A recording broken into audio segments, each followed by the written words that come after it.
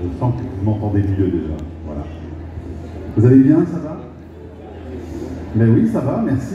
On est content d'être avec vous. Il y a plein de monde dans les allées, donc on espère qu'il y en a encore plus qui vont venir nous rejoindre dans un instant. En tout cas, on est super heureux de vous retrouver ici, donc à la proue du vaisseau. Hein, vous avez compris donc le principe de ce vaisseau scientifique dans lequel justement vous pouvez rencontrer plein de chercheurs.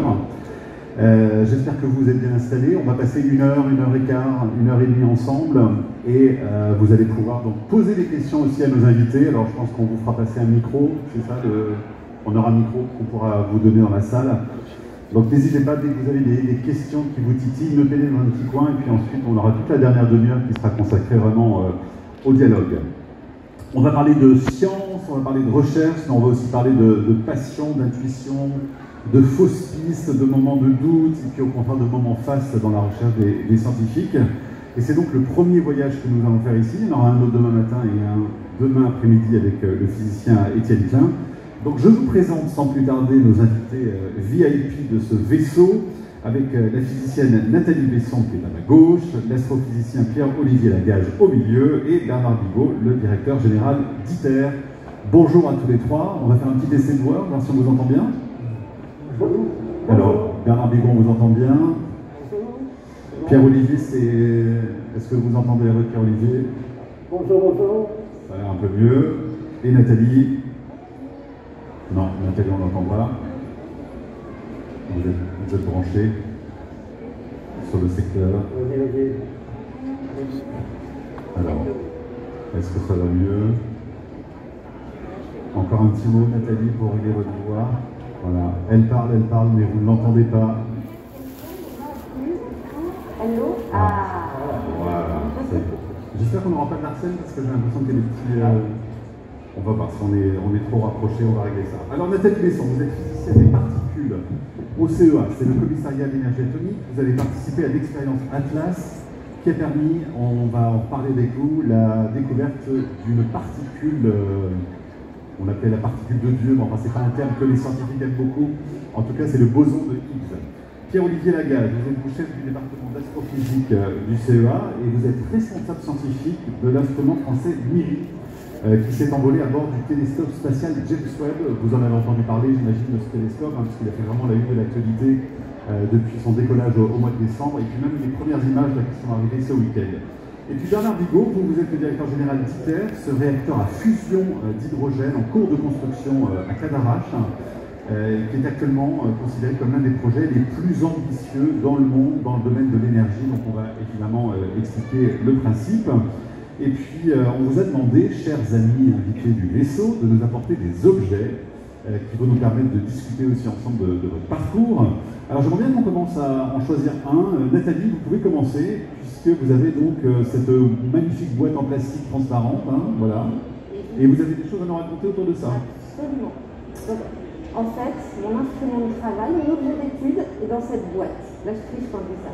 Si on fait le calcul, dans cette toute petite boîte, je fais un calcul à la louche, il doit y avoir quelque chose comme 1000 milliards de particules élémentaires, qui sont mes objets d'étude. Alors, celle qu'il y a dedans, essentiellement, c'est des protons qui ne sont pas élémentaires, c'est des trajectoires, puis des électrons, et tout cela, on les connaît depuis très longtemps. Donc, quand je dis c'est des objets d'étude, je triche, parce que nous, on a des instruments, comme par exemple le grand collisionneur de hadrons au CERN, le LHC, qui nous permettent d'en produire des plus exotiques. Ce sont des particules qu'on appelle instables, ça veut dire que dès qu'elles sont créées, elles se désintègrent, et donc il faut être là pour les regarder. Donc il faut quelques petites manipulations pour passer de ça aux recherches que je fais. Et voilà, ici il y a des particules élémentaires. Waouh! Impressionnant. Alors, est-ce que vous entendez bien? C'est quand même la question que je voudrais vous poser. Ça va? Ça va ou ça pourrait être mieux? Ça pourrait être un peu mieux? Bon, on pourrait essayer de remonter un petit peu le niveau, parce que c'est vrai que ça va être... J'ai l'impression que c'est un peu compliqué pour bien vous entendre.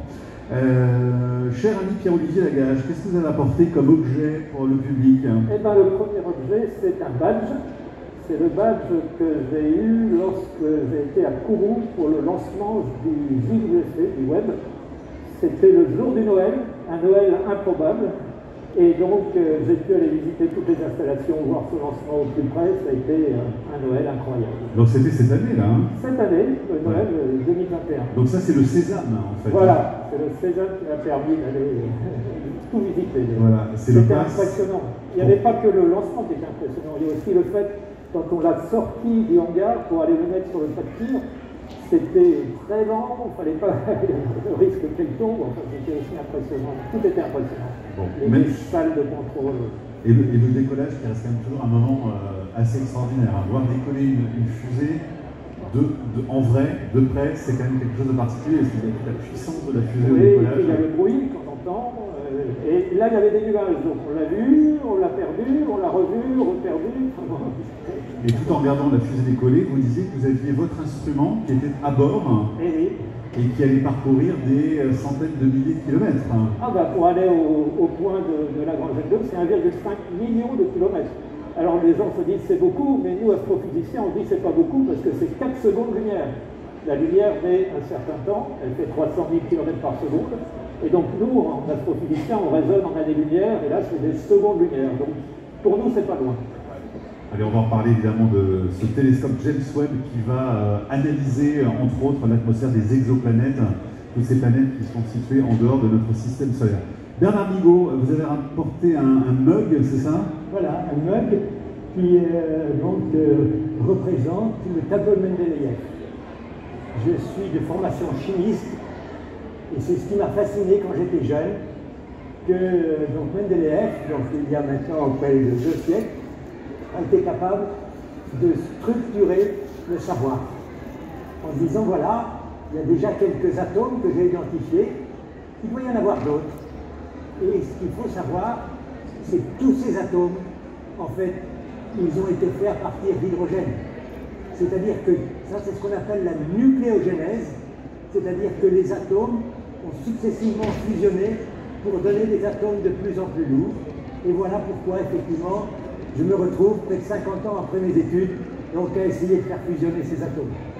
Alors ça, c'est votre travail, on va en parler avec Peter évidemment. La figure de Mendeleïev, c'est un de vos scientifiques de référence, on pourrait dire des choses comme ça? Oui, parce qu'en fait, il avait très peu de moyens à l'époque. Et c'est son intelligence, son imagination, sa créativité qui a permis effectivement de faire un certain nombre de mesures à l'époque très élémentaires. Et ce tableau, au début, il était très incomplet. Mais il avait bien positionné les noyaux là où ils devaient être par famille, par famille. Voilà. Donc pour moi, c'est l'illustration du savant, je dirais, par sa créativité formidable, son imagination, qui à ce moment-là est capable de totalement révolutionner. Donc comme je vous le dis, aujourd'hui, plus personne ne conteste le tableau de Mendeleïev, c'est la référence. Et même les astrophysiciens cherchent à avoir toujours quelques petits atomes supplémentaires, donc parmi les plus lourds, qu'on pourrait effectivement produire donc un certain nombre de systèmes. Donc pour moi, voilà, c'est une très belle illustration de ce que c'est que la passion de la science. On l'a complété d'ailleurs depuis Mendeleïev ce tableau. Il y a de nouveaux éléments qui entrent. Et y compris effectivement au cours du siècle dernier, il y a eu un certain nombre d'atomes nouveaux. Alors généralement, c'est des atomes très lourds qui ont des durées de vie très très courtes. Donc il faut des moyens d'expérimentation, cette fois-ci extrêmement, je dirais, performants pour pouvoir les mesurer. Oui, oui, on est dans la gamme maintenant des 115 atomes différents connus, même un peu plus si vous voulez. Voilà. Mais les derniers sont vraiment très fugaces. Voilà. Et M. Lagarde saura vous dire ça beaucoup mieux que moi. Ça va nous rappeler des souvenirs d'école, hein, parce que très souvent dans nos classes, en tout cas, le tableau était affiché. Alors, ce rendez-vous aujourd'hui autour de ce thème, aller toucher les étoiles, qu'est-ce qu'on pourrait trouver finalement comme point commun entre vous trois? Alors, parce que vous avez tous une façon un peu particulière d'aborder le ciel, l'espace. Nathalie Migaud, alors qu'est-ce que ça vous évoque, vous, ce titre, aller toucher les étoiles? Qu'est-ce que ça m'évoque, aller toucher les étoiles? Ouais, Alors, en tant que chercheuse, ouais. déjà aller toujours plus loin. En fait, je pense que ce qui nous rassemble, c'est la curiosité et la passion pour la découverte, pour la compréhension, c'est ça, la compréhension des phénomènes physiques de l'univers. Donc, aller toucher les étoiles, pour moi, c'est ça. Tiens, il y a un truc qui brille là-bas, je vais aller voir, qu'est-ce que c'est, qu'est-ce que je peux en apprendre, et au-delà, et au-delà, et au-delà. Donc, c'est peut-être un peu ça. Et pour vous, Pierre-Olivier? Alors, pour moi, c'est aller voir des terres inconnues, des régions inconnues. Avec les moyens qui se développent, notamment le web, on va aller explorer un univers et certainement avoir des surprises. Donc ma passion, c'est un peu celui d'un explorateur qui cherche à aller voir toujours plus loin ou de façon plus précise. Donc c'est vraiment cet aspect recherche, découverte qui m'anime. Vous êtes une sorte de Christophe Colomb des temps modernes. Ben, enfin, en tous les cas, Christophe Colomb, c'est en effet un modèle pour moi.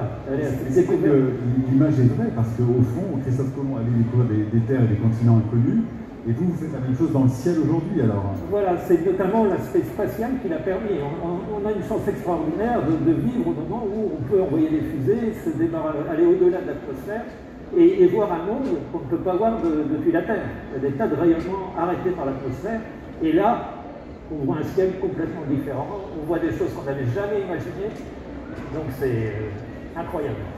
Et vous, Bernard Bigot, on dit souvent que le projet ITER, c'est de mettre le soleil en boîte, justement, d'arriver à mettre notre étoile dans une boîte qui se trouve à Cadarache, qui est en cours de construction, c'est un peu ça aussi votre idée. On va reproduire sur Terre le même phénomène que celui qui assure l'énergie des étoiles et du soleil.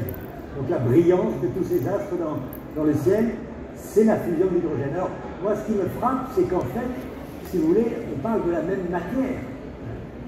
De l'infiniment petit, où on essaie de comprendre comment tout cela se tient ensemble, voilà, c'est le LHC, on casse les noyaux au LHC. Donc c'est grosso modo la même chose que ce que je fais, mais dans une autre gamme d'énergie. Voilà, une énergie beaucoup plus puissante qui va permettre cette fois-ci de casser les noyaux. Vous observez les phénomènes naturels, voilà, donc à des échelles d'espace, comme vous l'avez dit, donc 1 kilomètre, c'est 4 secondes de la lumière. Et moi, je suis entre les deux. Voilà, j'essaie à l'échelle humaine de reproduire ce phénomène pour produire de l'énergie et en complément des énergies renouvelables, pouvoir se substituer aux énergies fossiles pour des millions d'années être capable d'assurer l'approvisionnement énergétique mondial sans impact sur le climat. C'est ça le vrai sujet. Le vrai sujet, c'est qu'aujourd'hui, nous sommes en train de consommer des énergies fossiles à un rythme tellement élevé que nous sommes en train de modifier la planète. Il faut revenir à une consommation, une production d'énergie qui n'impacte pas. Et ce qui est amusant, c'est que toutes les énergies renouvelables, pratiquement, elles proviennent d'où? Du soleil. Elles proviennent de la fusion d'hydrogène. Simplement, il y a des limites, puisque le soleil est un peu loin de nous, il y a l'intermittence, etc. Donc, c'est simplement essayer de s'inspirer de ce phénomène naturel à l'échelle humaine pour pouvoir répondre aux besoins donc, de la population mondiale sur le long terme. Alors, ce qu'il faut bien expliquer, c'est que c'est une expérience qui est en cours, hein, qui n'est pas encore achevée évidemment, donc il y a une promesse formidable évidemment là-dessus, mais c'est aussi un projet qui suscite la controverse, qui suscite le doute, et on en parlera également avec vous, qui suscite aussi des critiques, parce que vous présentez ça comme une sorte d'énergie ultra propre, alors qu'il y aura peut-être encore des déchets justement comme le nucléaire. En tout cas, on pourra en discuter avec vous dans un instant, ça sera peut-être aussi l'objet des questions du public. Il n'y a pas d'énergie sans déchets. Il y a toujours, effectivement, hein, c'est la physique de base, hein, c'est l'entropie. Donc voilà, la réversibilité complète de l'énergie et de revenir avec la nature, non, à la matière.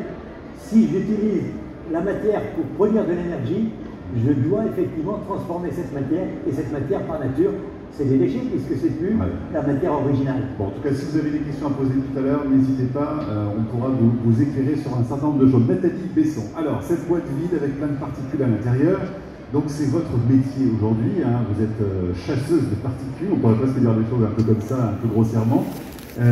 Est-ce que vous avez toujours voulu faire ce que vous faites aujourd'hui? Est-ce que c'était votre passion que de faire de la physique, et en particulier la physique des particules? J'ai toujours voulu faire de la physique, et j'ai toujours voulu faire de la physique des particules à partir du moment où j'ai su que la physique des particules existait. Évidemment, quand j'étais petite, je voulais comprendre comment les choses marchaient. J'étais déjà une scientifique et curieuse dans l'âme, et la physique des particules, j'avais aucune idée du fait que ça existait. C'est la recette quelque part. Mais dès que j'ai su que ça existait, oui, parce que c'est un peu la chasse ultime, quoi. Et ça, comment ça marche? Alors on creuse, on arrive à une échelle plus petite, et ça, comment ça marche? Pourquoi on creuse, on arrive aux fusions alimentaires. Et là, il y a de quoi faire. Donc, le comment ça marche, je crois que c'est le comment ça marche, je crois que c'est une phrase finalement qui a un peu guidé votre vie, non? Ben, je crois que la recherche, c'est essentiellement comprendre comment ça marche. Et ça, c'est une question que vous êtes posée très très jeune? Ouais, c'est le driver. Je passais mon temps à demander comment marchaient les choses. Il y a quelques petites légendes familiales qui disent que quand j'avais 4 ans, j'ai embêté tout le monde jusqu'à ce que je comprenne comment marche une moissonneuse d'atomes. Et je vous garantis, ça n'est pas évident. Il y a plein de mécanismes dedans. En plus, je crois que c'est un peu comme ça. Ah, vous êtes la petite fille dans la famille qui pose toujours des questions et qui au bout d'un moment commence même à agacer les adultes. Parce qu'évidemment, les adultes n'ont pas toujours la réponse à tout. Hein. Comme ça, c'est grave. Ouais. Donc ça, c'était votre mode de fonctionnement. Et la physique, qui est quand même une discipline, heureusement, de plus en plus pratiquée aujourd'hui par les filles, mais qui n'était peut-être pas le cas quand vous avez commencé. Qu'est-ce qui vous a attiré dans ce domaine-là? Alors, Bernard va m'arracher la tête, j'aime pas du tout la chimie en fait. Et peut-être parce que je ne l'ai jamais comprise. Non, la physique, je sais pas, je pense que c'est vraiment... c'est comment ça marche, hein, la physique par définition, c'est les lois de l'univers qui gouvernent le fonctionnement de la nature et de l'univers. Et c'est ça qui m'intéressait le plus. Et puis il y a une infinité de choses à découvrir, enfin, le terrain de jeu est vaste. Mais le monde des particules, quand on est adolescente par exemple, c'est quelque chose qui fait rêver ou c'est plus tard? Ah non, ça fait rêver, c'est vraiment comprendre ultimement. Le truc qui est très marrant, c'est que quand on apprend la physique à l'école, essentiellement on apprend, je veux dire, l'enseignement, grossièrement c'est la mécanique. Ce qui se rapproche le plus de la physique des particules, c'est l'électromagnétisme. C'est la vitesse. Et puis après, si on se passionne pour la physique fondamentale, on va finir par apprendre de plus en plus de choses sur la physique des particules. Là, on se dit, super, maintenant que je connais les constituants fondamentaux, est-ce que je peux expliquer ce que j'ai appris à l'école avec les constituants fondamentaux quantiques? Et en fait, non. Pour l'instant, il y a des barrières, c'est-à-dire qu'il y a le monde quantique qui est fini par être le terrain de jeu, et puis il y a le monde classique, et pour l'instant, on patauge à les rassembler tous les deux. Des défis, on a à toutes les échelles. Ça, c'est intéressant. Alors, c'est quoi justement vos défis alors, dans votre métier? Alors, qu'est-ce que vous faites tous les jours? Parce que quand on travaille sur l'invisible comme ça, et qu'on est au bureau, comment on bricole avec toutes ces particules, et finalement, votre défi, c'est quoi Alors, il y a déjà une autre chose qui nous rassemble tous les trois, c'est que quelque chose dont les gens n'ont pas forcément conscience, c'est les échelles de temps sur lesquelles on fait nos projets. Donc, c'est des projets vraiment très très longs. Quelque chose comme le LHT, donc le grand collisionneur de hadrons sur lequel on a découvert le boson de Higgs. On a commencé à y penser à une époque où la plupart d'entre vous n'étaient pas nés, dans les années 80. On l'a démarré au début en 2010. Et là, on va encore l'exploiter pendant, on va dire, 10 ans sous sa forme actuelle, et puis ensuite on va le traiter et l'exploiter encore. Donc en fait, dans une vie de physicien, on ne verra jamais la totalité de l'exploitation d'une machine comme ça. Donc déjà, c'est quelque chose de très long. Et sur ce long temps, un physicien va pouvoir faire plein de choses différentes. C'est-à-dire que je vais pouvoir évidemment imaginer la machine. Il y a des gens qui designent, qui font la conception des machines, qui vont faire des détecteurs de particules par exemple. Moi, en tant que physicienne, je vais devoir essayer d'optimiser cette machine, de travailler avec ceux qui la conçoivent pour pouvoir en extraire la physique, les réponses aux questions que je me pose, aux questions auxquelles on doit répondre avec ce genre de machine. Après, je vais pouvoir exploiter les données une fois qu'on les aura récoltées, je vais pouvoir optimiser le détecteur, publier, donner des cours, ça, parce qu'on. Donc en fait, le métier, il n'a pas un. Je ne peux pas vous dire, je me laisse, je fais ça, et puis bon. Il y a plein de facettes. Ce qui fait que c'est assez génial parce qu'on ne s'ennuie jamais. Déjà, c'est une chose, et puis si on se fatigue d'un aspect de notre métier, on peut passer à un autre métier. Et ce autre chose, c'est qu'on peut changer de sujet. Et là, je me rapproche des étoiles parce que le LHC, c'est bien. On reproduit le Big Bang, donc c'est pas mal. Mais récemment, j'ai rejoint une mission spatiale qui s'appelle la mission LISA. Donc je redirige dans l'espace. Et là, c'est pour détecter les ondes gravitationnelles à l'horizon 2035. Donc on peut aussi changer complètement le domaine avec des questions connexes ou qui se rejoignent. Alors on va faire un petit sondage là dans la salle. Qui a déjà entendu parler du boson de Higgs? C'est là que le boson. Génial. Qui dans cette même salle serait capable d'expliquer ce qu'est le boson de Higgs? Ah, petit problème. Non mais sincèrement, est-ce qu'il y en a qui voient à peu près moi, monsieur, d'accord, madame. Est-ce qu'on pourrait passer un micro là? Est-ce qu'il y aurait un micro s'il vous plaît? Qu'on pourrait passer, parce que j'ai vu madame qui me disait tiens, moi je sais ce que c'est que le boson de Higgs. Non mais c'est intéressant parce que c'est pas pour se moquer de vous du tout, hein. Et c'est pour voir ce qu'on retient justement d'un événement comme ça qui a été considérable au moment de sa découverte. Madame, venez par ici s'il vous plaît. Ouais. Et voir un peu ce qu'on a retenu. On va faire une petite enquête comme ça, puis après on aura. Alors, qu'est-ce que vous avez retenu du boson de Higgs? C'est quoi pour vous? Alors, on vous entend pas. Est-ce qu'on m'entend? Très bien. En fait, moi, ce que j'ai retenu du boson de Higgs, c'est que mon père, qui est passionné d'astrophysique, en parlait souvent, ça me passait des une découverte énorme au niveau des particules. Et il en parle avec énormément d'attention et de passion par rapport à la science. Malheureusement, mes connaissances en science s'arrêtent un peu là. Voilà. Mais je sais au moins que c'est une découverte qui est majeure. Bon, c'est une très belle histoire, mais ça ne nous dit pas ce qu'est le boson de Higgs. Hein, en tout cas, on prend quand même. Monsieur, vous leviez la main en ayant l'air de dire que vous saviez exactement à gauche là. Voilà. Alors pour vous, le boson de Higgs, c'est quoi? C'est un boson qui transmet le champ de gravitation. Donc c'est une particule qui transmet le champ de gravitation. Ok. Qui dit mieux, monsieur? Pour moi, c'est la particule qui donne la masse à tous les autres éléments de la matière. Grossièrement. Pas mal quand même déjà, vous s'en approchez. Hein, on donne des éléments. Allez, qui veut compléter? Hein, encore une proposition? J'ai vu une main se lever là-bas. Ça vous va à peu près? Alors, Nathalie, le boson de Higgs, donc énorme annonce de sa découverte. C'était il y a combien maintenant? 4 ans, 5 ans?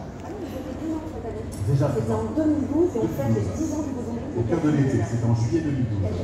Annonce de sa découverte, donc.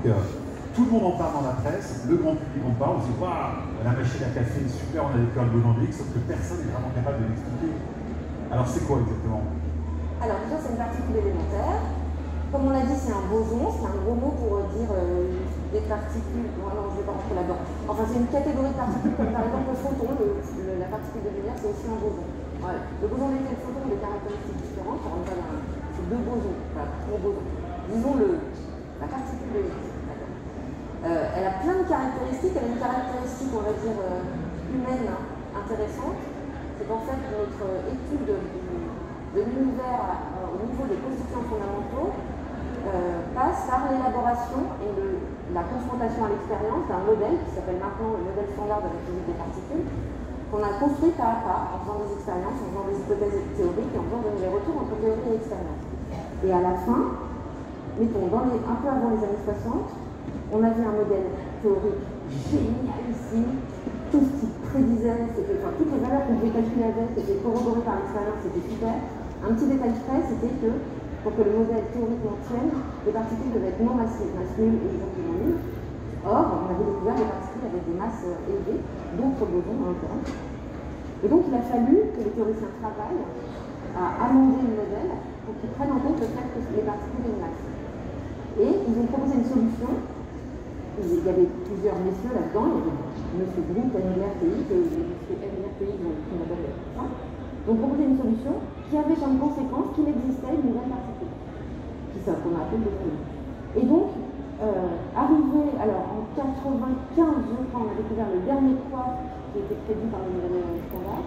Et donc, entre 95 et 2012, il nous a resté plus qu'une particule prédite par cette théorie à découvrir. Donc, l'émotion, d'abord, c'est, je pense, à mon sens, la première fois qu'on a autant médiatisé une découverte de la physique des particules, parce que la physique des particules, en gros, ça parle à personne, donc voilà, c'est pas médiatisé. Mais l'émotion qui est autour, c'est ça, c'est-à-dire ce modèle, cette théorie, c'est une construction humaine, de pensée, vraiment, qui vraiment fait ses preuves depuis, on va dire, une petite centaine d'années, il y a 70 ans. Et il me restait une confrontation à l'expérience, c'est pas vrai, là je caricature beaucoup, mais vraiment une découverte à faire, et c'était le boson de Higgs. Donc l'émotion autour du boson de Higgs, elle est là. Le modèle, il est complet, il est validé, il est renforcé par cette découverte. Qu'est-ce que ça apporte finalement pour la société d'avoir découvert le boson de Higgs alors? D'être moins bête. Mais sérieusement, je suis très sérieuse pour tout ça, c'est-à-dire on comprend mieux le fonctionnement de l'univers au niveau fondamental. Et ça, c'est être moins bête, ça n'a pas de prix pour moi, c'est plus évident.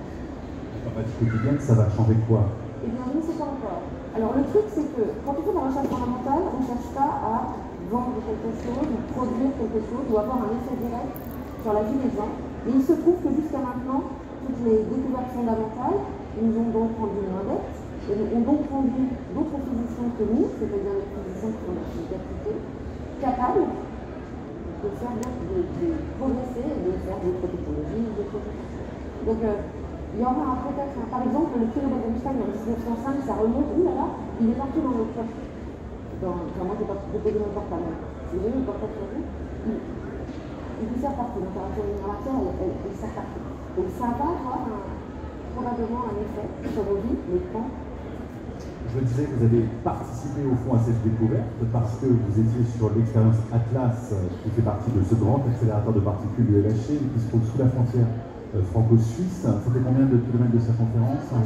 27 km de circonférence en dessous de la Terre, et il y a une des expériences, une des 4 expériences qui s'appelle Atlas et qui a donc permis la découverte de ce boson de Higgs. Et là, je rentre au labo et je me fais zigouiller par la moitié de mes collaborateurs. Alors en fait, il y a 2 expériences qui ont découvert le boson de Higgs.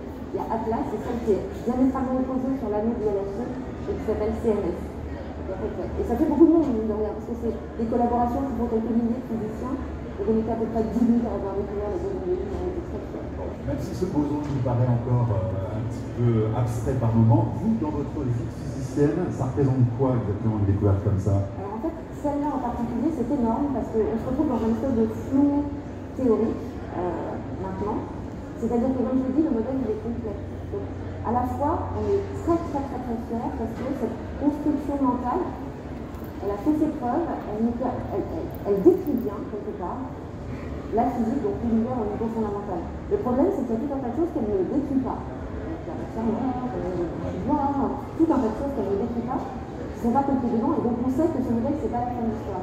Mais maintenant qu'il est complet, il nous laisse un peu orphelin, c'est-à-dire qu'il ne nous donne aucune indication, pour l'instant en tout cas, de par où chercher ce qu'on appelle la nouvelle physique, c'est-à-dire ce qui n'est pas compris dedans. Bon, en tout cas, réservez vos questions sur le boson si vous en avez ou sur la physique en général. Vous pourrez les poser à Nathalie dans quelques minutes. Bernard Bigot, ITER, donc on en parlait tout à l'heure. D'abord votre parcours de chimiste, parce que ça a été vraiment aussi votre grande passion, la chimie.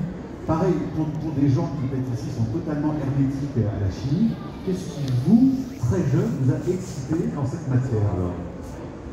Pour beaucoup d'entre nous, je pense que ce qui a déterminé nos choix professionnels, c'est l'influence d'un professeur. Moi, j'ai été fasciné lorsque j'étais dans le lycée d'un professeur qui faisait à l'époque des expériences sur une paillasse et qui, simplement, en mélangeant quelques composants, donc était capable de transformer la matière avec des belles couleurs, des fumées aussi, tout ça de manière extrêmement contrôlée. Et donc, l'idée de savoir transformer la matière pour obtenir d'autres choses utiles m'a fasciné. Voilà, c'est à la différence de la physique, parce que je connais aussi un peu de physique quand même, si vous voulez, les lois de la physique me semblent robustes, très établies. Voilà, la thermodynamique, les lois de la mécanique, c'est pas hier. Voilà. La chimie, c'était un monde encore à découvrir. Dans les années, on va dire 1970 par exemple, on ne savait pas prédire le cours d'une réaction chimique. On ne savait pas prédire les produits secondaires. On ne savait pas, par exemple, prédire comment nous allons produire ce qu'on appelle les molécules, donc soit d'évogir, soit d'extrogir, c'est-à-dire qu'ils sont l'image l'une de l'autre, comme vos deux mains sont l'image l'une de l'autre, et qui pourtant sont essentielles. L'une d'entre elles va avoir un effet, par exemple, biologique majeur, et l'autre, rien du tout. Donc ce qui m'a fasciné, c'est d'une certaine manière de pouvoir comprendre, entre guillemets, ces transformations et les accompagner. Et transformer la matière, c'est un pouvoir extraordinaire au fond, c'est presque magique. Enfin, si vous voulez, c'est pas un terme qui est employé en science, mais en tout cas, c'est ce que vous disiez quand on a discuté pour préparer l'entretien. Vous avez dit, il y avait quand même un côté magique qui m'attirait quand j'étais jeune là-dedans. Oui, de tout le temps, si vous voulez, transformer la matière a été quelque chose qui s'apparentait à de la magie, l'alchimie.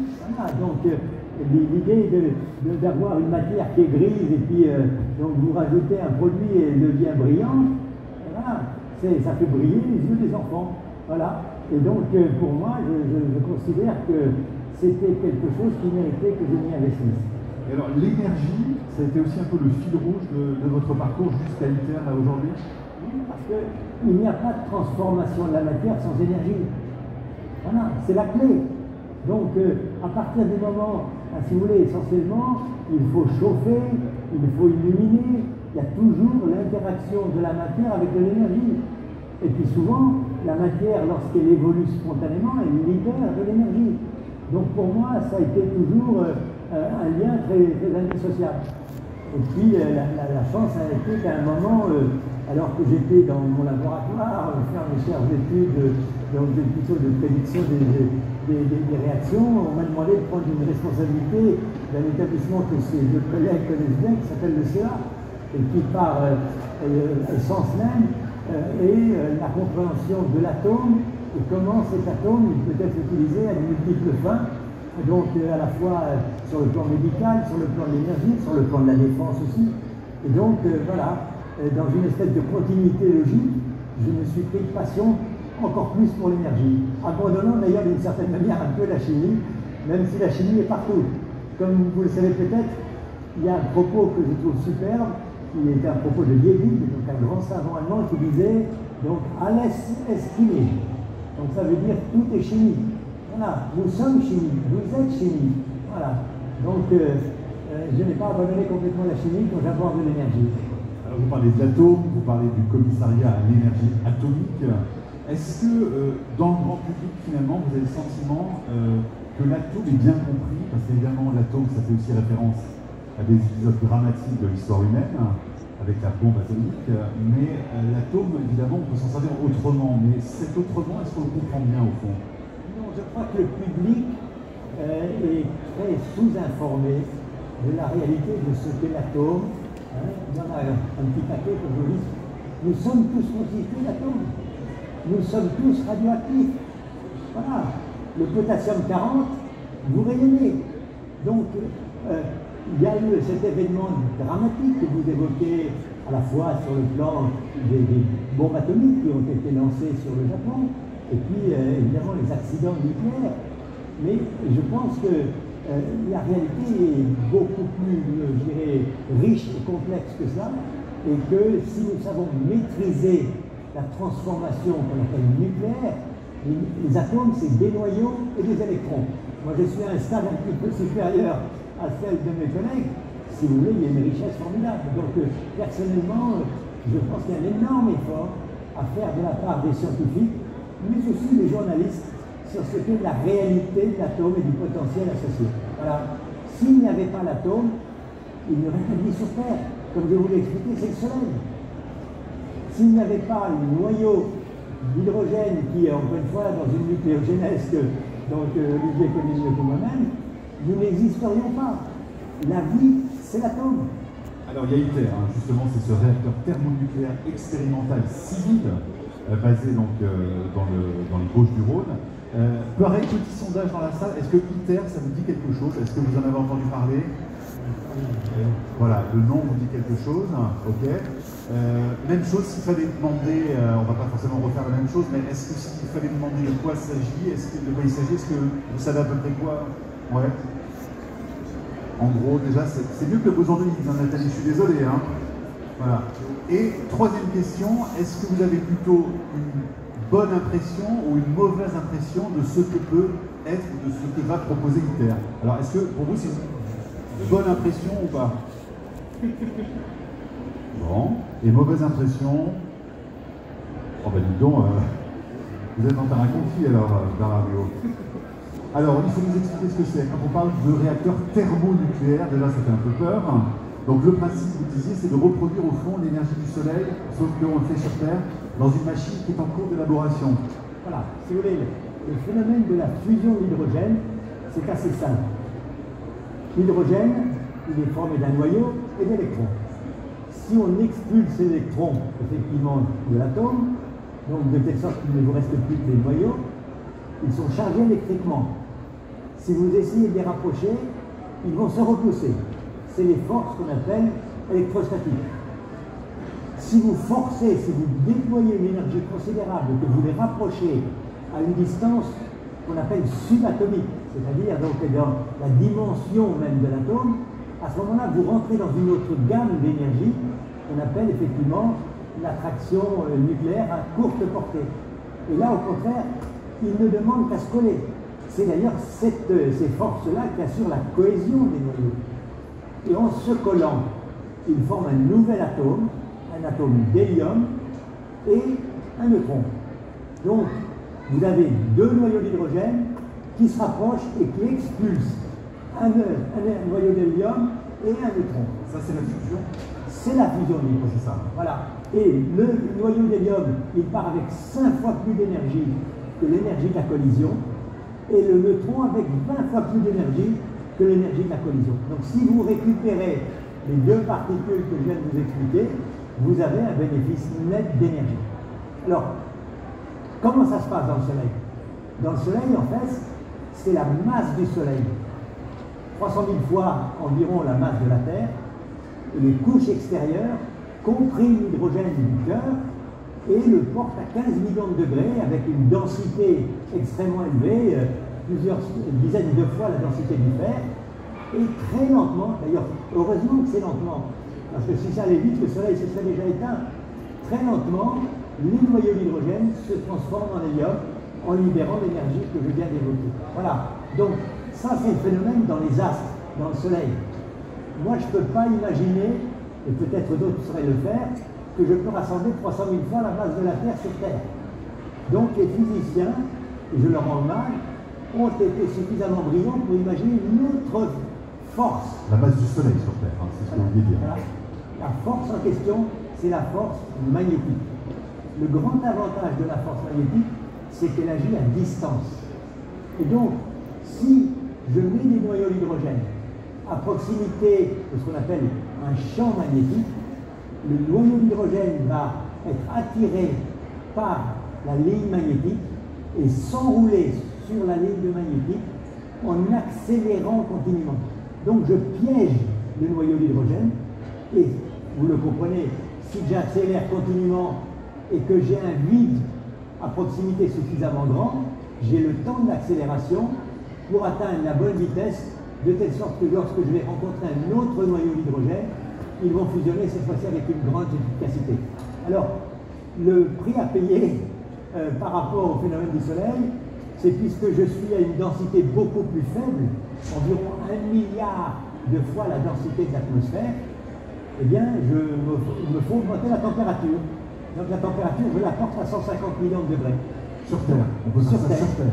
Donc je vais avoir ce qu'on appelle un plasma, c'est-à-dire de l'hydrogène gazeux très chaud, voilà, à 150 millions de degrés, environ 800 mètres cubes de ce plasma chaud, bien éloigné des parois de l'enceinte qui contient ce gaz et qui va effectivement à ce moment-là libérer l'énergie en question.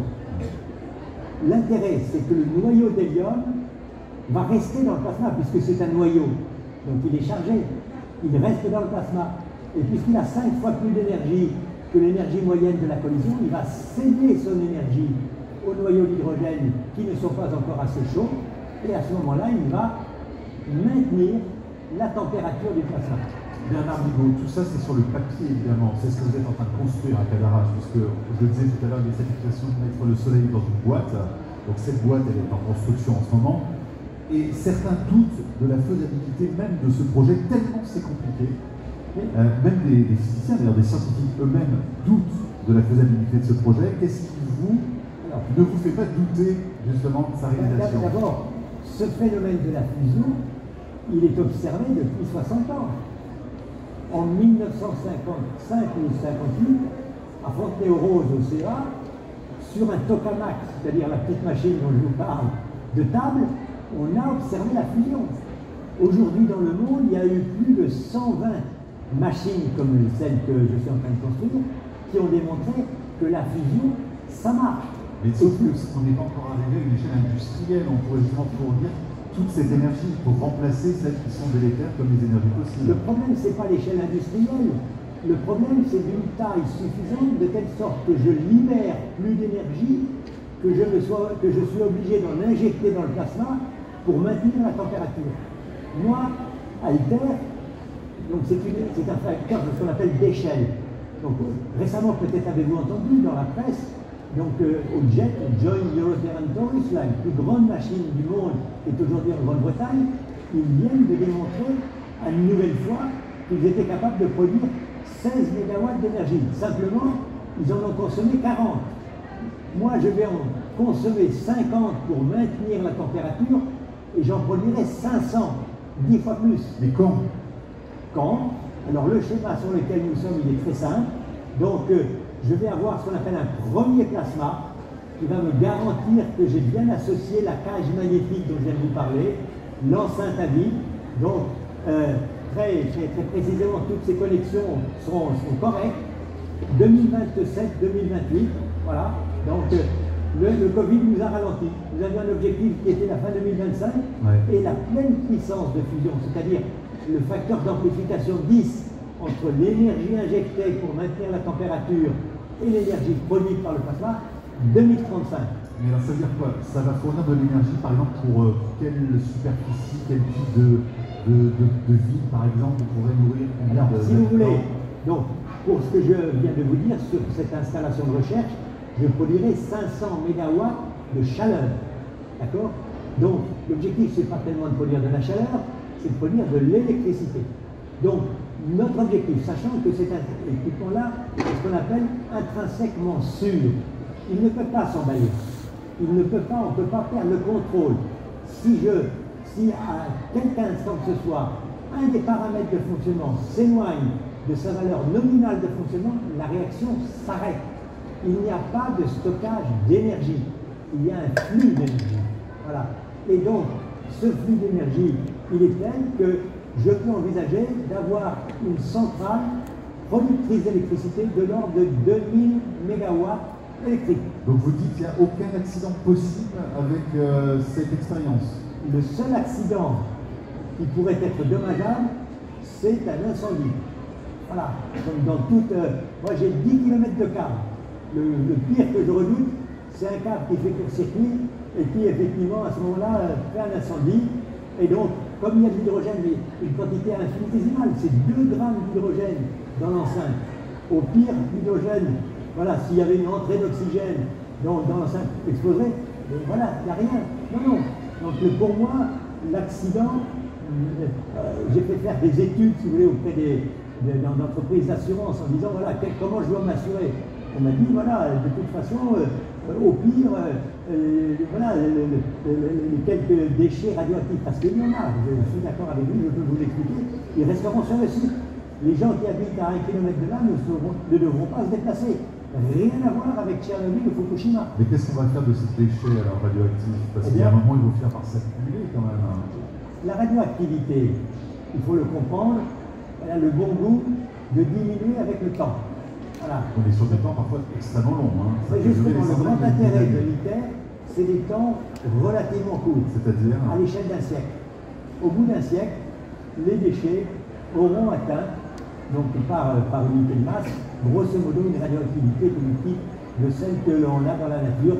C'est essentiellement de la radioactivité issue du tritium, qui est la variété d'hydrogène la plus efficace donc, pour pouvoir produire de l'énergie. Et alors qu'est-ce que, on va terminer là-dessus, parce qu'il y aura aussi des questions dans la salle, j'imagine, mais qu'est-ce que vous répondez à tous ces militants ou à ces gens qui doutent précisément et qui disent que bien ce projet, d'abord il est très dangereux, il coûte extrêmement cher, parce qu'il a coûté des milliards de plus que ce qu'il devait coûter au départ. Non. Si vous voulez, bon, je suis très content de voir que vous êtes dans une bonne désinformation.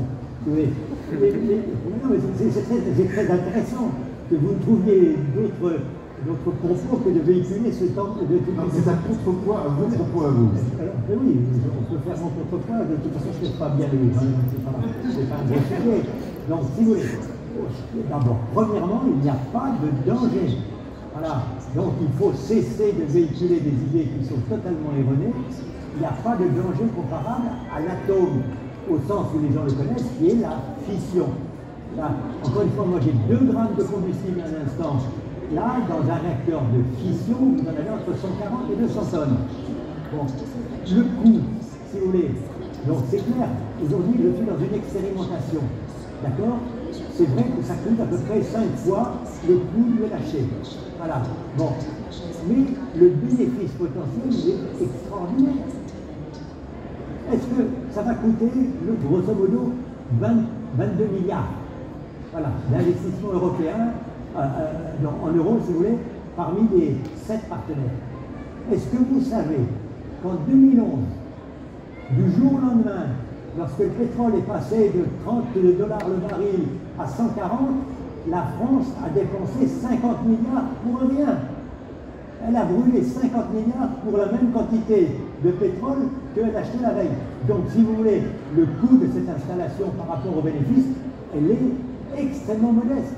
Je peux prendre d'autres comparaisons. C'est, par exemple, le remplacement de mode de production d'électricité tel qu'il existe aujourd'hui en Europe, à l'échelle des 25 prochaines années, c'est 16 000 milliards.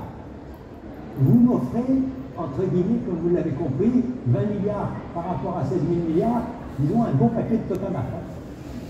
Pierre-Olivier Lagage et Nathalie Besson, qu'est-ce que vous avez envie de dire justement sur la promesse d'un lieu d'expérimentation comme ITER? Alors, est-ce que pour vous, c'est vraiment l'avenir de l'énergie, Pierre-Olivier Lagage?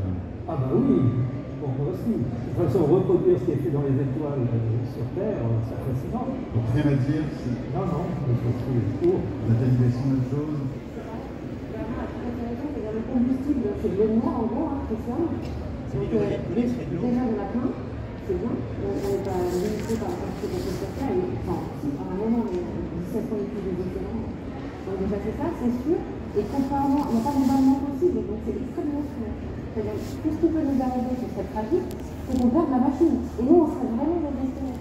Mais on ne risque pas d'incident normalement de faire. Donc moi, je suis parti. Eh bien. C'est des forces extrêmes qu'on utilise. Et évidemment, c'est très pointu pour pouvoir développer ces forces. Voilà. Donc, échéance, si tout va bien, qu'on arrive vraiment à arriver dans les coups. L'échéance qui intéresse le public, c'est quand cette machine sera capable d'être connectée au réseau français ou européen pour produire de l'électricité. Comme je vous l'ai dit, grosso modo, 2035, c'est le premier expérience de deutérium tritium. 5 ans donnés aux physiciens, y compris, il y aura beaucoup à apprendre sur le plan de la physique fondamentale à cet égard. Donc, aux alentours des années 2040, on passe la main à l'industrie. Bon, eh bien, il faut encore patienter un petit peu. Pierre-Olivier Lagage, le télescope James Webb, celui que vous appelez Webb, de façon familière, voilà. Ça y est, il est dans le ciel, il est à 1 500 000 km de nous, c'est ça, hein? Oui. Donc dans cette zone particulière de l'espace, pourquoi est-ce qu'on l'a justement mis à cette orbite-là? Et qu'est-ce qu'on va demander à ce télescope exactement de nous montrer? Alors, déjà, pourquoi il est là? C'est un télescope infrarouge. Donc la grande différence avec le Hubble, c'est déjà sa taille, notamment sa surface pour collecter des photos. Si on compare avec le précédent satellite infrarouge, en gros, c'était un tout petit télescope, l'équivalent d'un placard, et maintenant on a un appartement de 25 mètres carrés, pour donner l'échelle de grandeur. Un studio, alors. Un studio, voilà. Quand j'ai dit ça à mon étudiante, elle s'est dit, ah oui, c'est vrai, il y a un petit studio. Bon. Et donc, comme c'est un télescope infrarouge, on veut qu'il soit refroidi. Parce qu'on ne veut pas qu'il émette, tout corps émet. Vous êtes en train d'émettre de la lumière infrarouge. Et au plus la température est basse, au moins on émet dans la longueur d'onde du web. Donc il faut qu'il soit refroidi. Et pour être refroidi de façon passive, c'est-à-dire un corps dans l'espace se refroidit naturellement, mais il ne faut pas qu'il soit chauffé. Donc il a un grand bouclier thermique qui empêche le Soleil et la Terre d'aller chauffer le télescope. Alors, le point L2, où est Webb en ce moment, à 1,5 km, il a la particularité d'avoir une vitesse angulaire, la même vitesse angulaire que la Terre. C'est-à-dire que la gravité du Soleil diminue en fonction de la distance, mais il faut prendre en compte la gravité de la Terre. Et à ce point-là, la gravité de la Terre compense la diminution de la gravité du Soleil. C'est-à-dire que la vitesse angulaire, donc qui tourne, l'axe Soleil, Terre, Webb, eh bien, ils sont toujours alignés. Ce qui fait que le bouclier thermique protège toujours le télescope des rayonnements Soleil-Terre. Donc ça, c'est une des raisons pour lesquelles on le met là-bas, à ce point, dit Lagrange, le point numéro 2 de la Terre. Alors, une fois qu'il va être là, donc il y est, il va être là, et puis oui, il y est.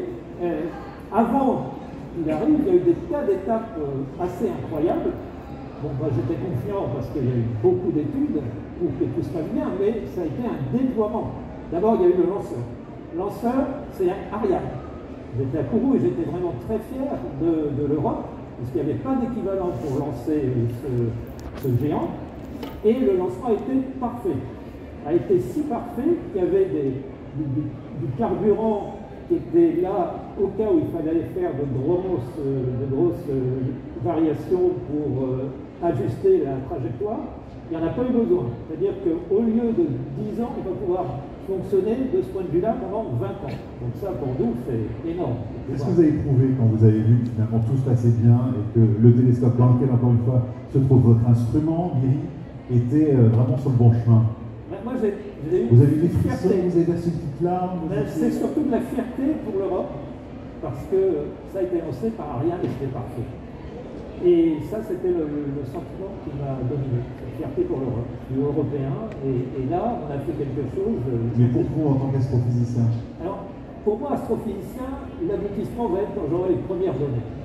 Donc, j'attends vraiment d'avoir les premières images, déjà au niveau de l'instrument, mais après, les premiers résultats scientifiques.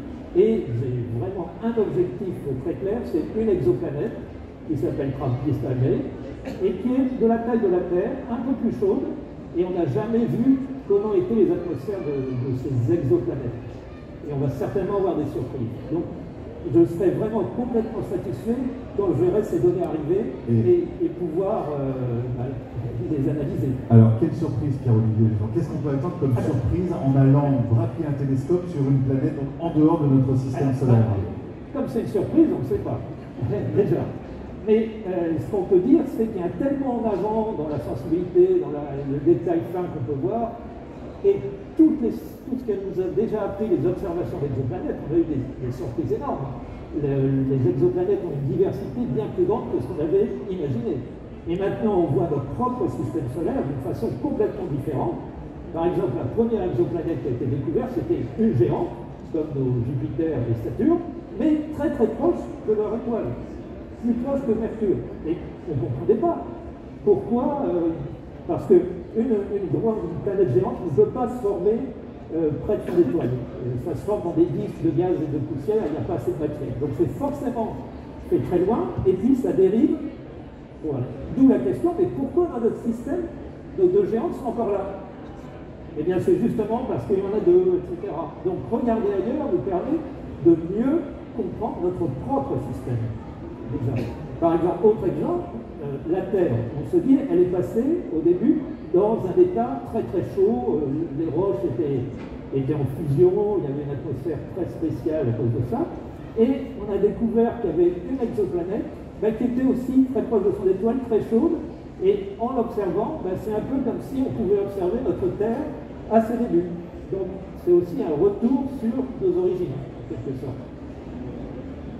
Mais quand même, il y a cette question, est-ce que la vie existe ailleurs? Est-ce que ça pourrait nous permettre de découvrir des traces, des éléments qui ressemblent à ceux que nous avons sur Terre, et d'ouvrir tout d'un coup un champ considérable dans la connaissance, justement? Ah, ça c'est en effet le Graal. Mais il faut y aller par...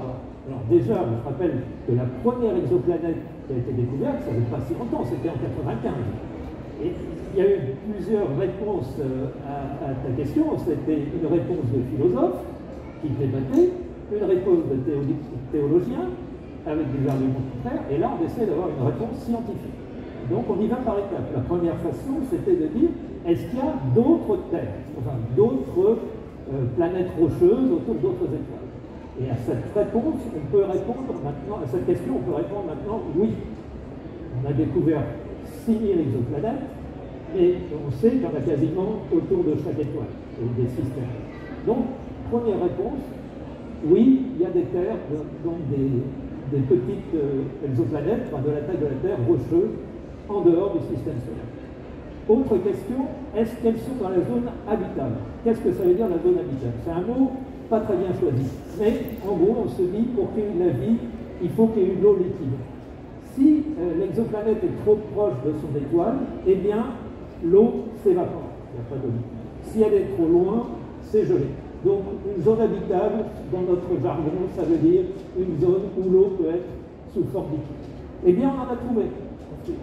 Alors, l'étape suivante, c'est de regarder leur atmosphère, la composition chimique, la composition moléculaire. Il y a de la chimie et de la physique, et donc la chimie est partout, en effet.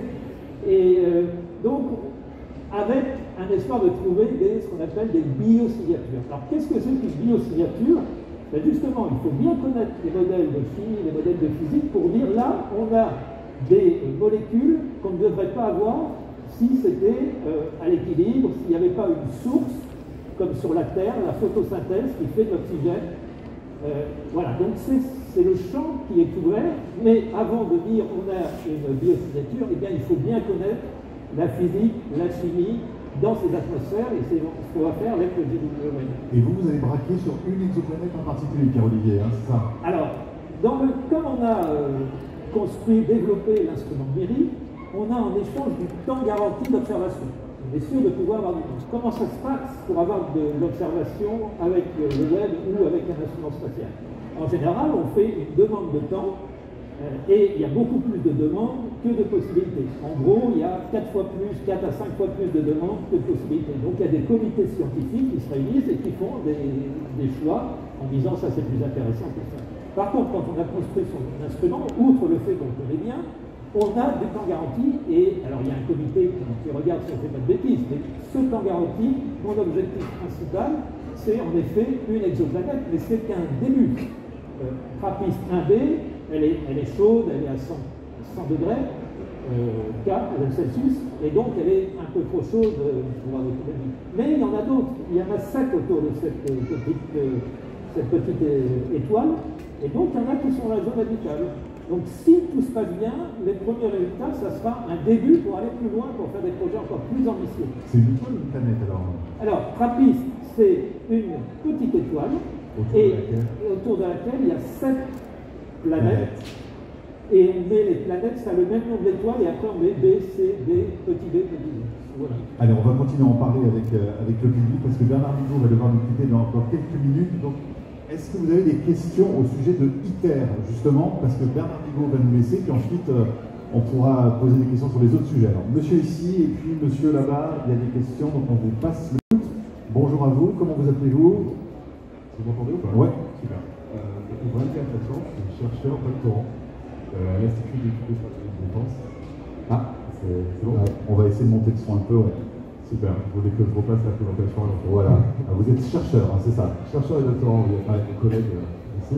Je m'intéresse non pas à la technique, mais plutôt à la science politique. Mais je pense que nos domaines sont assez liés au final, parce que je voudrais aller dans le sens de M. Bigot. ITER, il y a une réussite majeure pour l'instant, ça paraît d'avoir réussi à mettre autour de la même table pour parler de l'enjeu. La Russie, la Chine, le Japon, la Corée, mais aussi l'Union européenne. Il y a 35 pays, hein, c'est ça, autour de ITER. Hein. 35 pays, à travers de 7 grands partenaires, l'Europe étant un partenaire qui réunit tous les pays européens plus la Suisse. Donc voilà, pour moi c'est la première déjà grande réussite de ce projet. Monsieur Nagel, notamment, bénéficie aujourd'hui avec le CNES, en partenariat avec la NASA, de programmes conjoints comme celui d'Apollo-Soyuz notamment, la station Mir, la station spatiale internationale. Voilà, c'est juste une remarque pour moi, la coopération internationale dans ce domaine-là est réellement intéressante. Elle est importante et est-ce que, peut-être pour vous, est-ce que c'est pas la première victoire en fait de votre projet? Est-ce que ça se servira par la suite si le projet ne réussit pas? Est-ce que la coopération pourra rester? Comment ça marche avec les États? Voilà. Bernard Bigot. C'est plus sur mon programme. Comme vous l'avez compris, ce projet exige une grande taille. En dessous de cette taille, j'observe la fusion d'hydrogène, mais je ne produis pas d'énergie. Donc, en fait, il y a eu un projet donc, de coopération internationale qui date de 1985, quand à l'époque, M.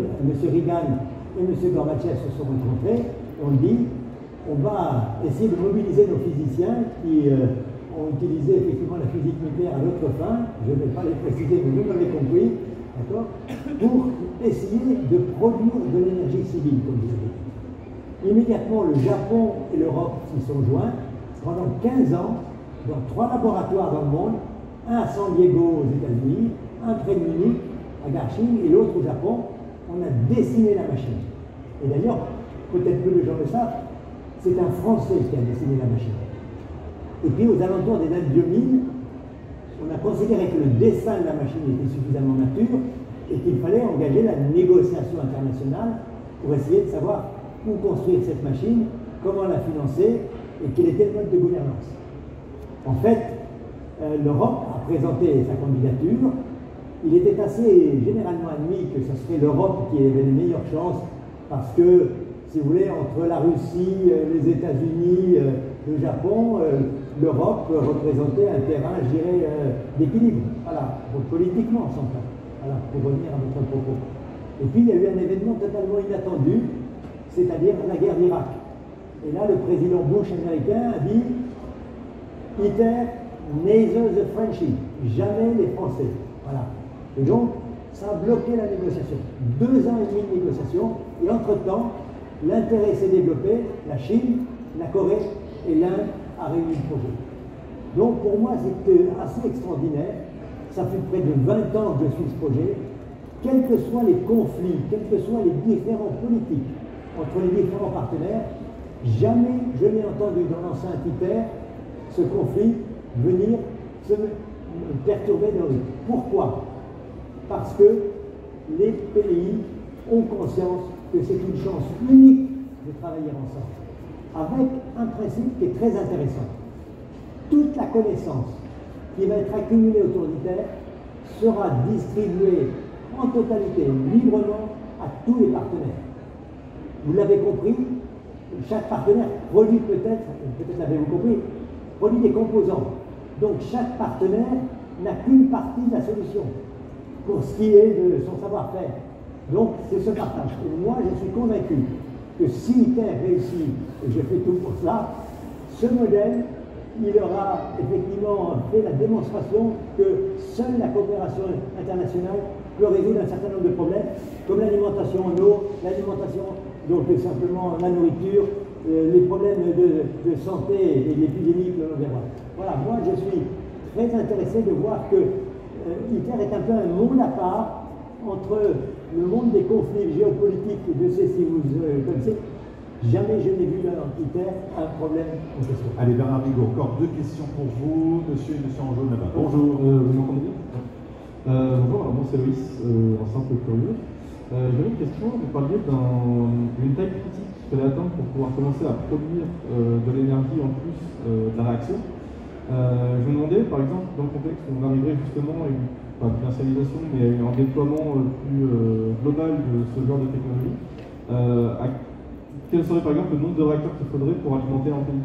Et à quel endroit il pourrait être hébergé, etc. Si on en trouverait 1, 2, plutôt dans une région ou juste un seul pour la ville, par exemple. Si vous voulez, il faut avoir les bons ordres de grandeur. Aujourd'hui, par exemple, la production d'électricité, elle fluctue en France entre, on va dire, 40 gigawatts, donc milliards de watts, effectivement, électriques, en puissance de distribuer, jusqu'à 140. Voilà, c'est ça. Donc, pour cela, il n'y a pas de système, de mon point de vue physique, qui vont produire 140 gigawatts où que ce soit. Donc il va falloir, par exemple, si on avait la moitié de renouvelables et la moitié de la fusion d'hydrogène pour produire l'énergie électrique en France, il faudrait environ 30 réacteurs de fusion comme celui que j'envisage effectivement de construire à Canada. 30 comme ça suffirait, oui, entre guillemets, pour alimenter tout le besoin d'énergie en France. Voilà, tout à fait. Et le grand intérêt, je termine juste, c'est que la fusion elle est totalement complémentaire des énergies renouvelables.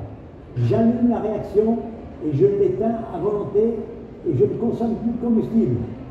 Et donc quand le soleil se cache, parce que ça arrive, donc quand le vent tombe, quand il n'y a pas de pluie, moi je peux prendre le relais dans la seconde. Mais est-ce qu'on pourrait quasiment même oublier les énergies renouvelables si on avait suffisamment d'énergie uniquement avec la fusion que vous décrivez à la Oui, mais encore une fois, vous l'avez compris, c'est une technologie complexe. Pourquoi je me priverais de collecter l'énergie du soleil, ce qui a été fait depuis des milliers d'années, pour pouvoir l'utiliser au mieux? Simplement, quand on a une population de 10 milliards d'habitants, et voilà, les énergies renouvelables, de mon point de vue de physicien ou de physico-chimiste, ne suffisent pas. Il faut une complémentarité. C'est cette complémentarité que j'offre. Allez, une dernière question pour Bernard Bigot et on vous laisse filer, monsieur en jaune là-bas, bonjour. Essayez de parler fort parce que si vous avez le masque, c'est compliqué. Bonjour. Donc moi c'est Tim, je suis lycéen et je m'intéresse à tout ce qui est énergie, notamment énergie nucléaire. Et je participe souvent à des débats, que ce soit dans la vie courante ou sur internet, avec des personnes qui en général ne sont pas forcément très bien informées sur le sujet. Et je me suis toujours posé la question de est-ce que dans les entreprises comme le projet ITER ou même plus généralement chez des compagnies comme EDF ou Orano, etc., est-ce qu'il y a une partie de l'entreprise qui est consacrée à la communication et sur l'idée d'informer le grand public et les Français ou même à l'échelle mondiale sur le sujet du nucléaire qui est trop mal compris à cause peut-être de ce qui s'est passé par le passé? Alors je réponds très précisément oui, ça fait partie des missions de l'organisation ITER de communiquer. Nous communiquons, nous faisons beaucoup d'efforts. Le site, on accueille à peu près 25 000 personnes par an qui viennent visiter le site. Donc on a un site web qui documente, on a fait tout un ensemble de réunions. Mais si vous voulez, la voix du directeur général d'ITER, elle ne pèse rien. Voilà. C'est la voix des politiques qui peut peser. Moi, j'ai un partenaire qui s'appelle la Chine. On peut penser ce que l'on veut de la Chine. Le président Xi Jinping, qui est un physicien, qui est un ingénieur, mécanicien, chaque année, lui-même fait rapport au Parlement pour l'équivalent d'accord chinois de l'avancée d'ITER. Et on m'a dit que l'année dernière, il l'a fait devant la télévision, il y avait 700 millions de Chinois qui l'ont vu. Moi, quand je vais en Chine, ITER est connu par tout le monde. En Europe, on ne parle pas d'énergie, ou plutôt on en parle dans des termes qui sont totalement erronés. Voilà, des illusions comme quoi voilà, on va simplement remplacer le charbon par du gaz, et on voit les effets que ça a. Là, on se crée des dépendances incroyables. La méconnaissance des phénomènes de l'énergie, je ne parle même pas, entre guillemets, de l'énergie nucléaire, en France, est abyssale. Est-ce que vous n'avez jamais entendu parler un représentant de l'Assemblée nationale ou du Sénat être capable d'articuler, entre guillemets, un propos sur la façon dont on produit l'énergie? Non. Donc moi, je pense que c'est notre responsabilité de scientifiques, donc de chefs de projet, de communiquer, mais nos voix sont faibles.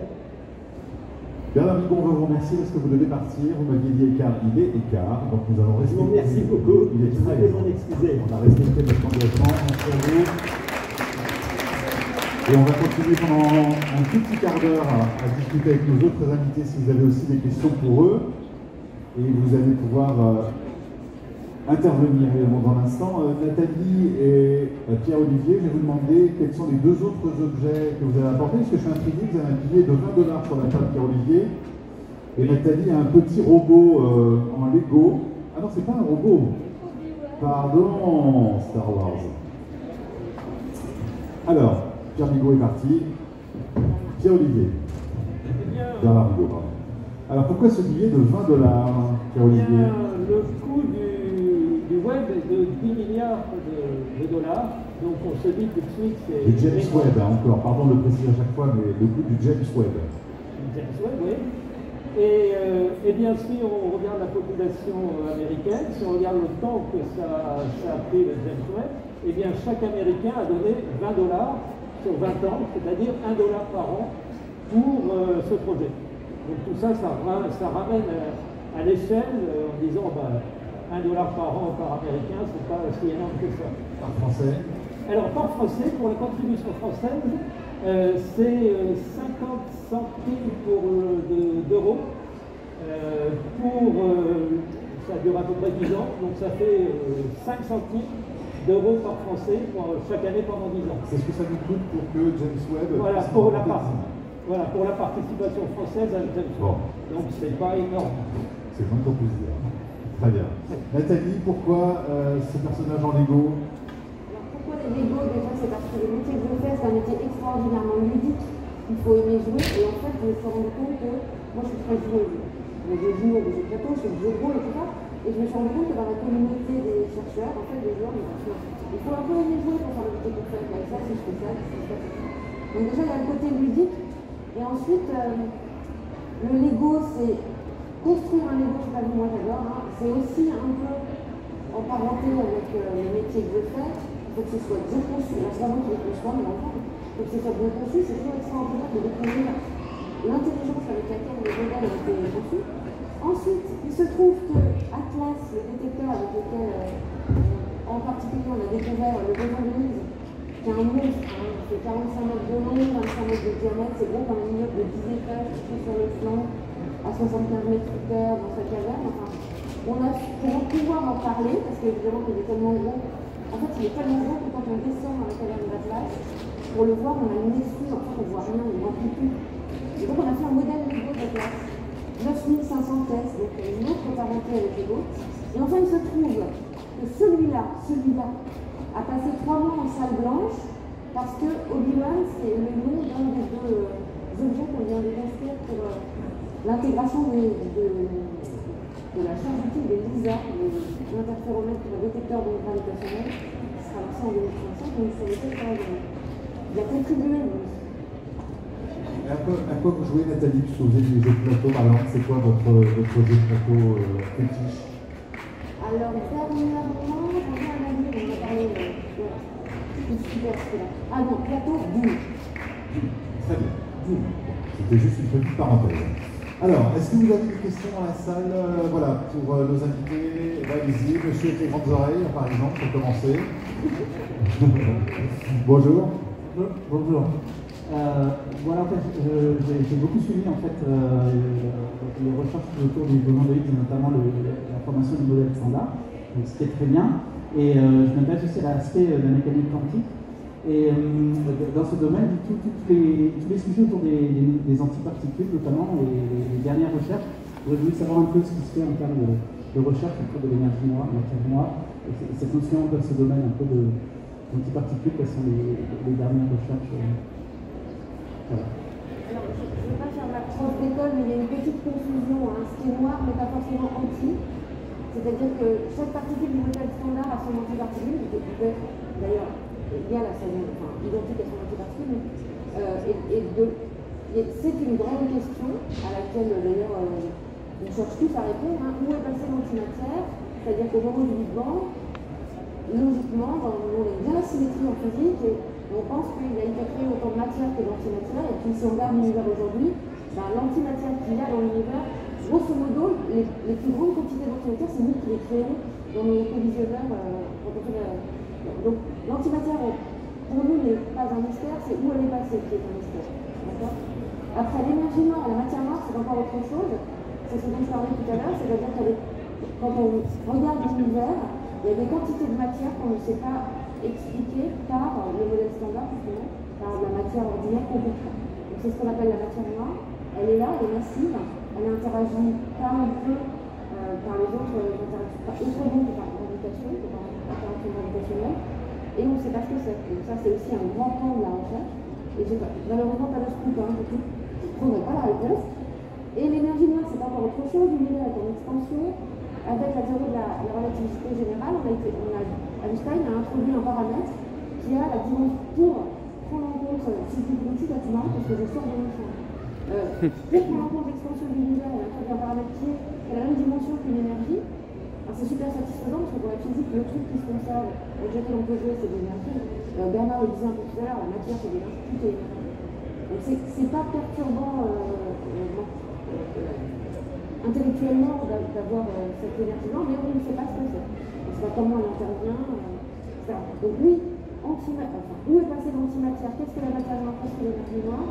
C'est trois choses qui sont complètement ouvertes, c'est des questions complètement ouvertes. On attaque par tout. Le télescope James Webb, il ne travaille pas du tout sur ces thèmes de recherche, Pierre-Olivier? Un petit peu sur l'aspect matière noire, mais il y a une mission spatiale qui est dédiée à l'énergie noire, qui va être lancée en 2023, une mission qui s'appelle Euclide, une mission de l'ESA, sur laquelle on travaille beaucoup. Et là, on va beaucoup mieux comprendre ce que c'est que l'énergie noire. D'où vient l'énergie noire? Le phénomène qui a amené à l'énergie noire, c'est simplement un exemple. Donc l'univers est en expansion. normalement, il devrait ralentir. Et qu'est-ce qu'on a constaté? C'est qu'au lieu de ralentir, il accélère à peu près au milieu de l'âge de l'univers. Et c'est cette accélération qu'on ne comprend pas. Et quand on ne comprend pas quelque chose, on dit il y a un phénomène, et en général, on dit noir. C'est dark energy. C'est ça. Tout ce qui est noir est un peu mystérieux encore. Alors, il y avait d'autres questions, messieurs, là. Vous avez le micro déjà? Ah, ok. Bonjour. En fait, moi, j'aurais une question sur le boson de Higgs. Du coup, quand on parle de découvrir le boson de Higgs, comment on sait qu'on a découvert un boson? Comment ça se visualise? Est-ce que c'est des énergies, des choses qu'on voit sur des écrans type des données? Comment ça se passe? Comment on sait qu'on a découvert cette particule-là? Alors, comme je l'ai dit, le modèle standard, on a dû le remanier pour prendre en compte la masse des particules, d'accord? Dedans, on a rajouté tout un tas de trucs théoriques qui avaient pour conséquence l'existence de cette particule. Toutes les particules, toutes, à part celles qui nous composent, et les photons, sont instables.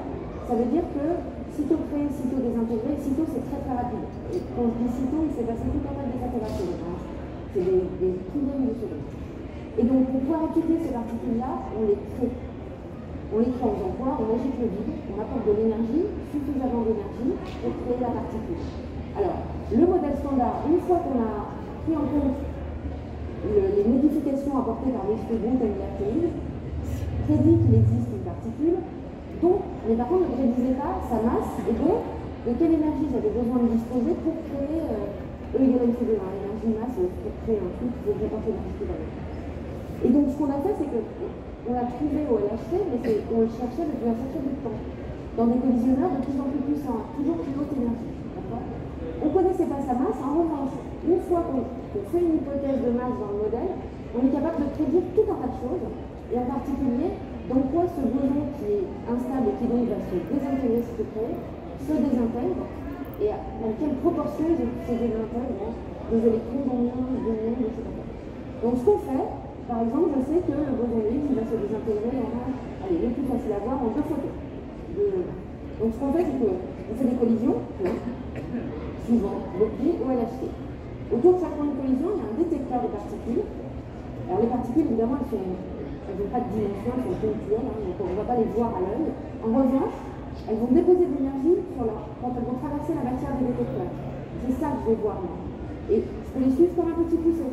Il y a par exemple un sous-détecteur sur un tracker, il y a plein de couches, la particule elle traverse le tracker et elle dépose de l'énergie dans chaque couche. Donc moi je la suis à la trace. Après il y a des calorimètres, etc. Il y a tout un tas de sous-détecteurs différents qui nous permettent de remonter à quelle particule a été créée pendant la collision. C'est finalement de façon indirecte.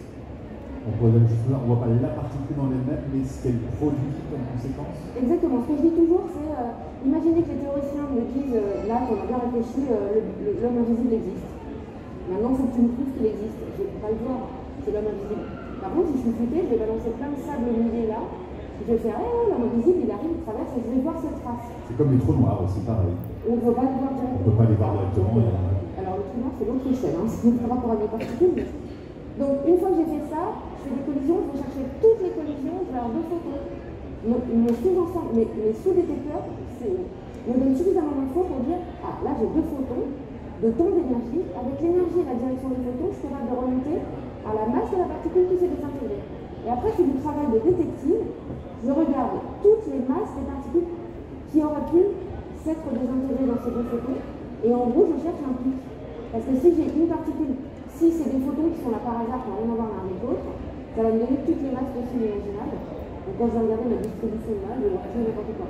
Si par contre il existe une particule qui se produit bien régulièrement et qui a une masse donnée, alors en regardant mes paires de photons, je vais voir monter un petit peu. C'est ce qui s'est passé. Quand on dit on a découvert le boson de Higgs, on a eu la preuve qu'une particule dont la masse faisait, alors là, le gros mot, charmé, 125 gigaélectronvolts sur ce 2, peu importe, a une masse donnée qui n'avait encore jamais été vue, existait et était là. Et depuis ce qu'on fait, alors au début, en fait, les publications qu'on a sorties, c'est Atlas et CNS, on lit une particule compatible avec le boson de Higgs prédit par le titre, il est 12 km, compatible avec le boson de Higgs prédit par le modèle standard. Et depuis, évidemment, cette particule-là, et bien voilà, on la traque, on la viole, on regarde toutes ses propriétés, et au jour d'aujourd'hui, elle ressemble de plus en plus, vraiment, il n'y a rien qui la distingue du boson de Higgs prédit par le modèle standard. Et depuis 2012, vous la voyez régulièrement? Alors c'est une particule qui n'est pas facile à produire, mais on en a produit plein. Donc on est capable de l'étudier, d'étudier toutes ses propriétés quantiques. Et donc maintenant, on est raisonnablement convaincu que c'est le boson. Allez, encore, il nous reste 5 minutes. Monsieur, bonjour. Une question. Bonjour, j'aurais une question sur la vie de chercheur. Vous travaillez sur des projets qui se comptent en nombre de décennies. Comment vous faites pour tenir là où dans l'industrie, ça va être sur des projets de 3-4 ans? C'est quand même difficile, où on a des hauts, des bas, des pertes de temps, il y a des livraisons, des erreurs de conception qui font tout reprendre, des réussites, des échecs. Comment est-ce que vous faites pour tenir votre cap sur 15-20 ans et être rendu là où vous êtes, et sans que ça impacte votre vie privée également? Très bonne question, Pierre-Olivier Lagage. Témoignez, s'il vous plaît. Alors, déjà, moi j'ai plusieurs fers au feu. C'est-à-dire que je n'ai pas fait que le web pendant 23 ans. J'avais travaillé sur un instrument au sol avant, Visir, et j'ai observé avec Visir pendant qu'on préparait le web. Et en ce moment, on va avoir les données du web, mais il y a une autre mission qui est en train d'être préparée. On fait l'instrument, c'est la mission Ariel, qui va observer 1 millier d'atmosphères d'exoplanètes. Donc il y a un chevauchement entre des projets à différents stades qui m'a permis de continuer à faire de la science en même temps que de développer des instruments. Ça, c'est une première chose. Mais quand j'ai commencé le web en 98, le lancement était en 2011. Et il a failli être arrêté. Ça, c'est aussi quelque chose où on se dit, oh là là, j'ai déjà travaillé plus de 10 ans, et puis avec les budgets le vaisseau demain mis en œuvre, les coulisses des futurs programmes. Aux US, le Congrès n'hésite pas, vous savez, n'hésite pas à arrêter des missions qui dérapent en termes de coûts, etc. Mais c'est passé de justesse parce que c'est une mission extraordinaire, il n'y a pas d'équivalent, ça concerne un large domaine d'astrophysiciens, et donc ce projet était soutenu très fortement tout au long de sa vie, quitte à ce qu'il y ait d'autres projets qui soient abandonnés à cause des surcoûts de web. Alors en termes de vie privée, j'ai une épouse compréhensive. Par exemple, quand j'ai passé Noël à Kourou, alors qu'il y avait toute la famille qui était là, j'ai dit bon, est-ce que je peux rester? Est-ce que ça a été décalé? Et oui, c'est quand même un truc unique, compréhensible. J'ai quand même eu 4 enfants, une petite fille maintenant.